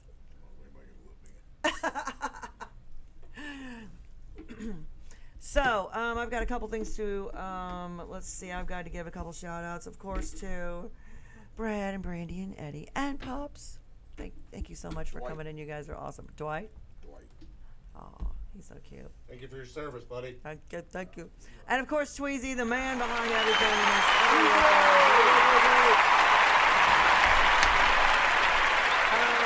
And Tom Turbrock and Turbrock's Revolution. He's freaking amazing. He's doing what we're doing as far as promoting original music. And Vance Towns, VBT Towns on Facebook, KGF Rocks. That's Todd Kohler's deal. And he gives us a shout out every Thursday. So he's very cool. His band is Bad Tattoo.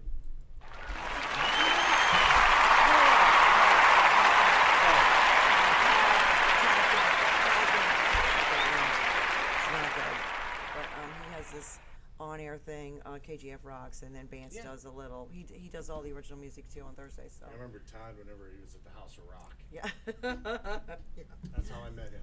yeah, many moons ago, Yeah. before the House of Rock crumbled. Yeah. Jeez, I already know all about that. That's what happens when Warriors He should never have been. He should. Don't get me started. Don't Yep. get me started. Yep. God, I went round and round with that guy. I couldn't tell you how many times. I mean, Yep. if it weren't for DeBishop, there's no way any bands could play there because Vern was such a. I just wanted to smack him. But so, did you guys do any Soulard stuff this weekend? I went to the Mayor's Ball Friday night. It was a bomb, and then we went to Soulard Mardi Gras. I swore I'd never do that again, but I did some promotions for Green Light dispensaries. And but unfortunately, you're dropped in the middle of Soulard Mardi Gras on Saturday when it's like, I swore I'd never do that again, you know. But it's like, $20 is $20, man. Actually, played at Sam's Steakhouse Saturday. Did you? Yeah. Was it a good time? I mean, yeah. Did they have? I mean, was it slam with people or just a regular night? Or was it good? It almost always is. Well, that's good. That's awesome. You know, and it's funny. It's a funny crowd, you know, because you have to be not too loud, right? Right. Because it's a 5-star dining experience. Right. You're if you go in there with a date without drinks, it's $200, right? Right. So, you know, you gotta watch what you play, how you play it, how loud it is, all that. Right. But I'm used to that. And They want you to be background noise, but they don't want you to be too background. yeah. So somewhere in the middle of this and that. It's funny because there's nights Fair to Midland. there's nights I played there and I've kept it so chill, and I'm just like, you know. And then like last Saturday, I was doing Pearl Jam and people were like just screaming, you know, and they're like, Right. yeah, more Pearl Jam. I'm Right. like, what happened here, you know? But when you think of it, you know, in terms of this five-star dining experience, right? It's like the age of Frank Sinatra, right, is aging out. So the baby boomers are becoming what our my grandfather, you know, would have listened to, right? So the baby boomers were listening to Rolling Stones and you Beatles, you know. So with that said, you got to throw that stuff in. You don't really think about it that much, you know. Where are we going to be in another 20 years? Are we going to listen to Cardi B? No, you know what? No, because I here's hope not, right? here's so all the musicians, all these 90% of the original musicians in this city have got legacies. They got their kids or their cousins or whatever. They're all playing, but here's the thing: what I've noticed is that they're all listening to the music we grew up on. That's what's getting them going.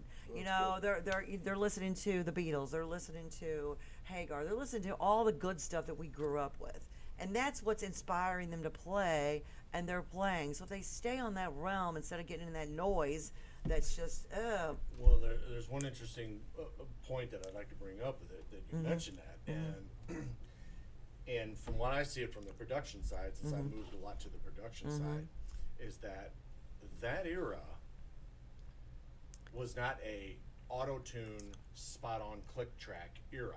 exactly, and I hate that. And I hate the click tracks. They're and, stupid. You know, Don't get me started. Myself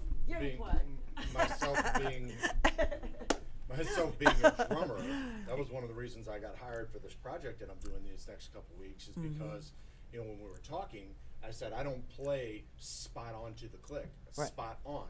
Right. You know, I use the click as a reference source. So the verses, you know, I'll stay a little behind the click, and then when the choruses come up, Right. you know, I'll push it a little ahead of the click, Right. you know, to create that movement, that feel, that natural human feel. And to me, when I listen to a lot of the modern music now, and this isn't a diss to any type of music genre, whatever, it doesn't matter, you know, that it's all computerized, quantized, perfectly on the beat every single time, and it just sounds stale to me. There's no love. There's no life. There's no love. Or heart. There's no love. Yeah. There's no blood, sweat, and tears. There's no, I might fuck up, and if you do, so what? Nobody's going to notice because you're going to keep playing through it. You know what? There's no real music if you're doing all that automated crap and it's playing for you. You might as well just lay down and take a nap. Yeah. Because Yeah. why bother? What I really hate is like when you hear some of these new country artists and you hear 6 electronic voices Yeah. behind theirs. Yeah. But nobody hears it. Yeah. The average person They does don't. not hear it. Yeah. They're just like, I know. oh yeah, they're a great singer. Did you hear that? I'm like, yeah, I heard it all right. Yeah, you know, Like when Luke I was, Bryan, he's got to be the fucking absolute worst hack in the country music industry. But he's on The Voice, judging how others sing. Of Yeah. course, he's the nice one.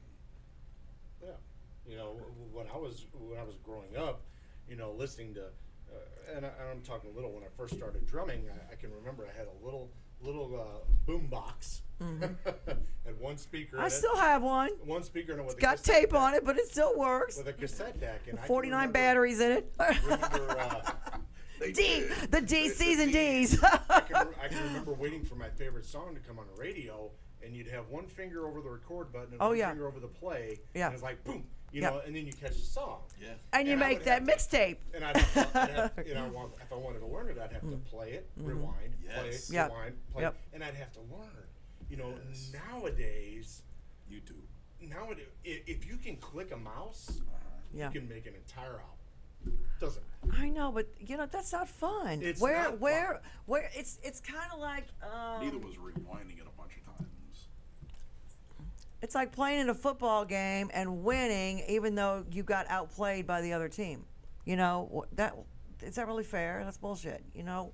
Or given a trophy, even if you didn't win the race. You know, like a lot of these kids get nowadays. You know, participation trophy. Yeah, That's fuck. it. Last You know place what? trophy. I hated that when my kids were little. I was like, "What do you mean? No, we're playing this. If I don't see broken fingers or blood on their nose, I'm not. This is bull. You know, Yeah, you know, they you have to have learn how to You compete. have to learn how to lose. You do. You do. And you don't have to makes be. you try harder. You don't have to be a jerk, but you have to understand that you will lose. It's not the end of the world. You just do better, or your team gets together. There's so many things you can, you know, make you a better person. You know, it's It's not how hard you get hit. Yeah. Up again. silly. That's my Rolling Stallone. Is that what that was? That was my Stallone. Oh. Hey yo. Adrian! I love Stallone though, and his brother Frank. I love those guys. I They're wish I could be hilarious, one aren't day. they? Tulsa King is one of my favorite shows that he's come Oh, out with. it's phenomenal. I mean, it's Sopranos meets what? Rocky. A little comedy. Yeah, it's great. I love It's funny. It's just great that he just, you know, it. He looks amazing, right? I mean, he's. they did some good plastic surgery on him. Him yeah, and but Arnie. I mean, But it seems like him and Arnie, all of a sudden, you know, it takes like 2 years for a movie to be made, and then they release it. And it seemed like the last year there was a ton of Stallone and Arnie movies. Yeah, I mean, agreed. it's not called Escape. What's it called? It's the one where they keep breaking out of stuff. There's like maybe like 4 or 5 of them. What's it called? You know what I'm talking about? yeah. They broke out of a prison, and then they did something else. Yeah, But the it's two of them, Escape something other. Or Schwarzenegger and him. yeah, the little rivalry they had going on. But yeah, I mean, Yeah, their plastic surgery looks a little hanky, but it's okay. We know who they are. But they're still funny. They're still great. But I mean, the shape the man's in. I mean, Oh, yeah. Good for them. I mean, I'm sure he takes a million fucking things, but who cares? Well, Jack LaLanne, how old was he when he died? He stayed in shape all the way to the end. Yeah, he wasn't very old, I don't believe, though. Was he in his 80s? Did he make it to the 80s or late 70s? I don't know, but he was That would be a Google question. I was. But Okay. I know It's he a sold Google those buster? juicers, and when he died kind of early, I'm like, maybe that's not the way to go. I don't know. She's looking it up right now. He's just making a face. You know, Sean Connery was a natural bodybuilder. Yes, I know that. Random trivia. I don't know. What? Look at him. Well, He's she's all trying to about find the answer, man. It's So- random trivia. So, Jack LaLanne's age at death was 96 years. see? Oh, really? I thought he was younger. He He's was younger not- than 100. He was 96 years young because guess what? His mind was not, the old man didn't get in. Bada bing. That's where He my died mind went when of respiratory failure. Just think, though, I mean, at 96, we might have a couple songs done in the studio for you. And y'all should get some matching jumpsuits like what he used to wear. Would that be cool? No, you don't want to see me in no jumpsuit. should have saw what he had on the other night. Oh, really? For the benefit they had for his wife and daughter. Mm-hmm. We were talking about it between the break, in the break. Uh-huh. Yeah. If you want to talk about it, you can. Go ahead. Thanks. What were you wearing? So, A live ticket on your head? What? What did you do? so you know, I don't get many opportunities to do live, you know, because I'm always behind the scenes doing all the sound and production and stuff. And Right. The band that had played from 2 to 6 is Backwoods, and they've been together 45 years. Mm-hmm. And you know, as a kid growing up in a small town, I knew I was like really into music, but I didn't know I wanted to make it was like a passion, you know, because you're young, you don't quite understand that sort of thing. So I can remember going to like and playing football games when the big picnic was going on in Redbud. Right. And all my friends and I, you know, after a football game, would go over to the picnic or whatever. They'd all be jumping up on the rides, and here I'd be standing back behind the drummer watching him, Right. who's still currently the drummer right now. So whenever they played, I had actually texted all of them and asked them if they would learn a mashup tune, because my daughter had never actually seen me perform live, and so we did this mashup tune by a band called Rock Sugar, and it's Highway to Hell and Any Way You Want It, mashed up. Right. And I also I'm a big Damon Atkinson from the band Just Mister. When I was very green behind the ear when I joined that band, and he'd always tell me, you know, Eddie, people hear with their eyes. I mean, you know, I was young, dumb, thought I knew everything. I was like, nah, whatever, you know. And it didn't dawn on me until I had seen, and I'll try to keep the band name Kiss out of it. But, you know, I mean, they're... Who? And it's just my opinion. It doesn't mean anything. But, you know, to me, Kiss is just, you know, they're mediocre musicians. You know, they're nothing absolutely They had a great spectacular. gimmick, and it worked But for them. holy crap, you go to their show, and all the aesthetics and everything that are going on. And the flame... Are we out of time? No, Oh, go ahead. and the flames and all that stuff, you know, you walk out and you're like, that was an incredible show. But if Kiss were to, you know, set up, you know, with fluorescent lights with nothing else and play, you'd be like, yeah, it's just like an average garage band. So with that being in mind, I bought a set of these Rockstar leather pants that lace up on the side, and I had on a black vest and a rocker cowboy hat, you know. And Did you play YMCA for him? And I come walking on stage, you know, and all my friends go, oh my God, you know. And my daughter runs up to the stage. She's like, Dad, no, no, you know. And anyway, made a very bad rookie mistake because Steve Perry's no easy man to cover, and I had worked about two or 3 hours a day, 2 or 3 weeks prior, preparing for the song, and I even plugged it into my DAW and checked all the pitch, make sure I was in pit, and it was going very, very well. Things were going great, but the one thing I did not anticipate was the emotion of having your daughter and your wife with you, especially after the major car accident they had been through. Right. And once I felt my throat starting to whelp up, I was like, oh, I'm in big trouble. And 4 words into it, I could tell I was in trouble. And at that point, you just have to just rock out, Yeah. You can't work, because I'm very, very hard on myself as far as being a perfectionist. And I just had to let it go, and it wasn't good.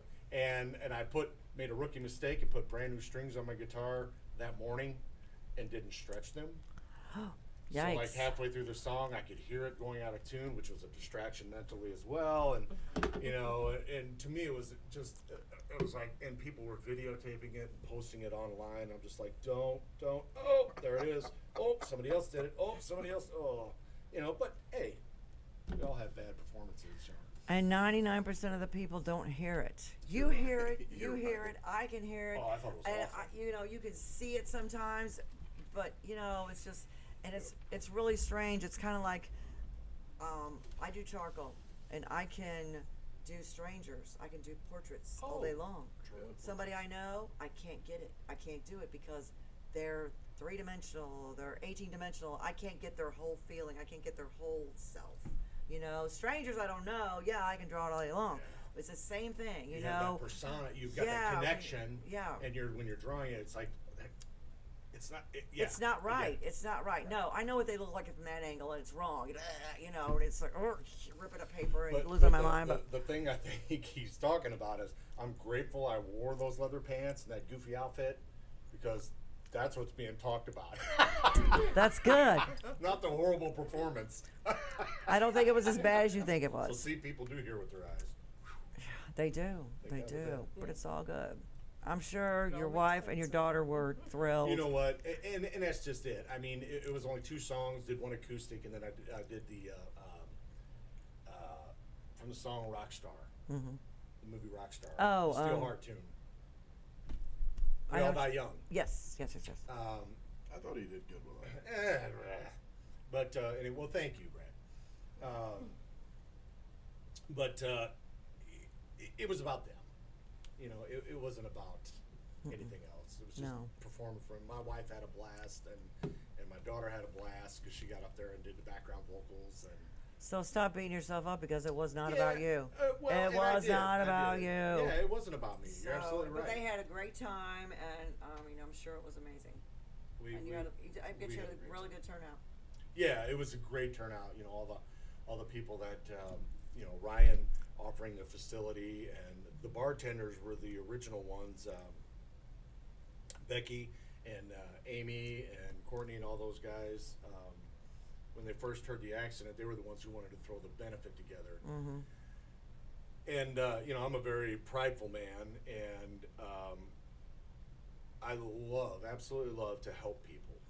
I do. Right. I just love to help people. It's my natural high since I don't do anything anymore. Substances, that is.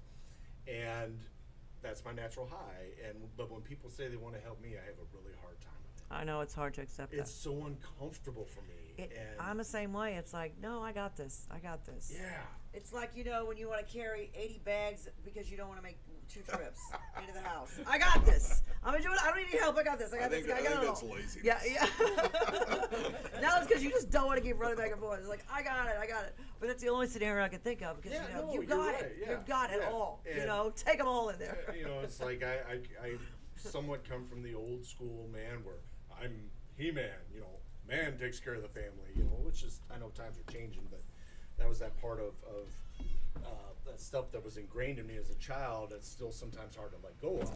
Right. And then I got my first, ambulance bill, and then my daughter was in the hospital for 7 days in the ICU, and I got the first 2-day bill, which was $186,000. Wow. And I was like, "Woo, boy, that benefit's not sounding so bad now."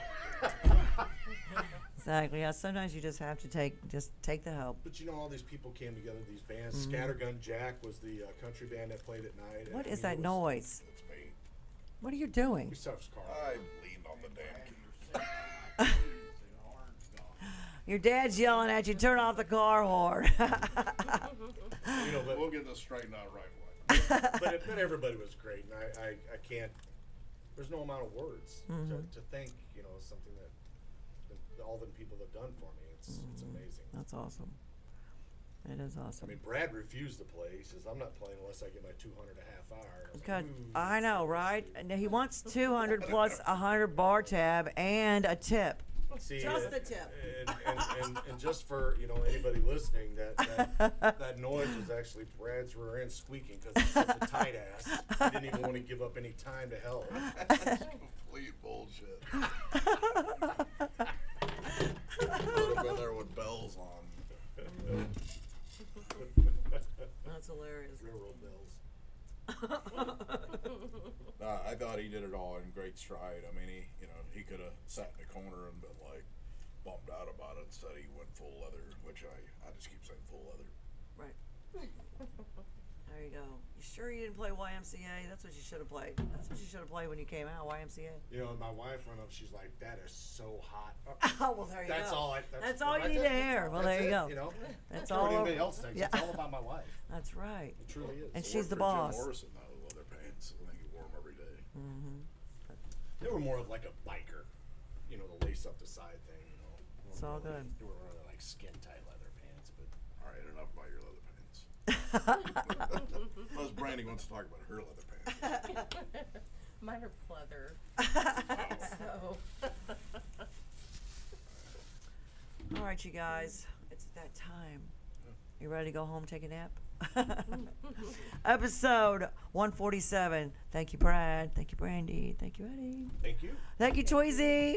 Next week, we've got Cherry Bomb back in the studio. They got new songs, new music, all that good stuff. So we will see you then.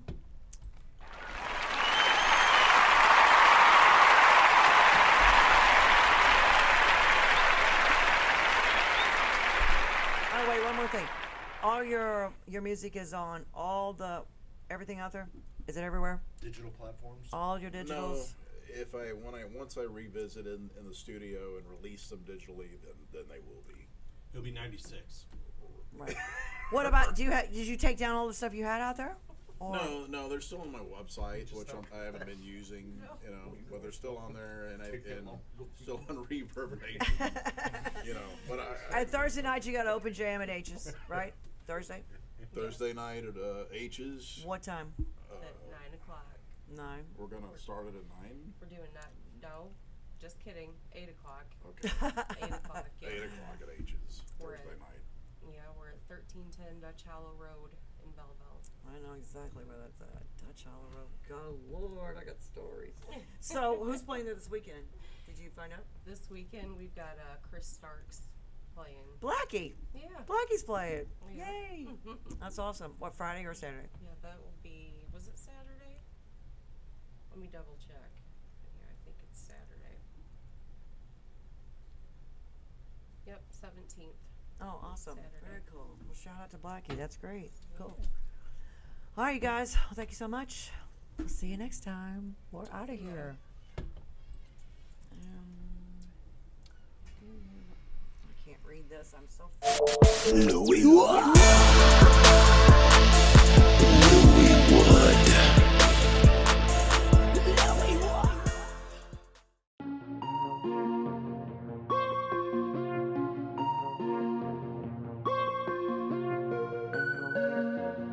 Nasty girl.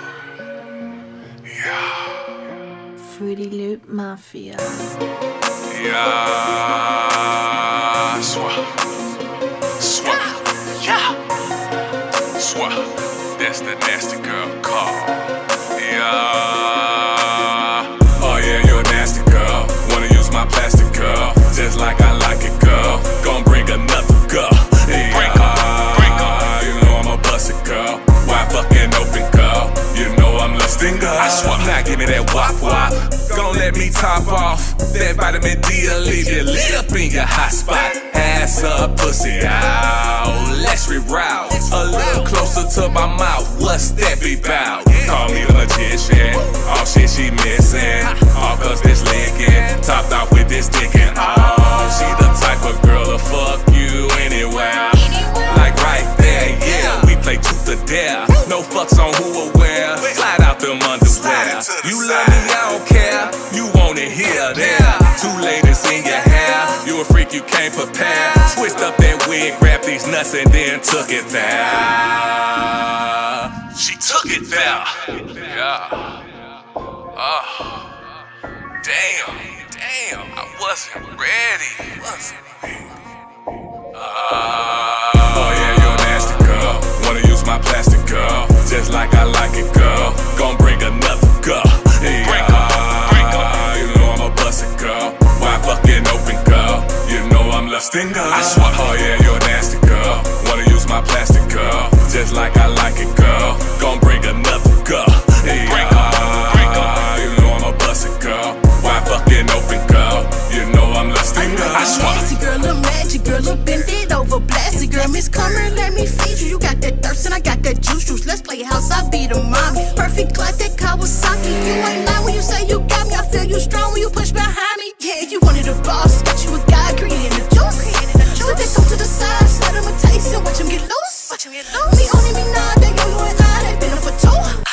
They get on the star, I'm sitting so high, I'm sitting like ooh. In the truck, I got it. In the back, I got it. On the top, I got it. To the side, I got it. To the back, I got it. On the top, I got it. To the side, I got it. I got it. Oh yeah, you're a nasty girl. Wanna use my plastic girl, just like I like it, girl. Gon' bring another girl. Yeah. You know I'm a busted girl. Why fucking open girl? You know I'm lusting girl.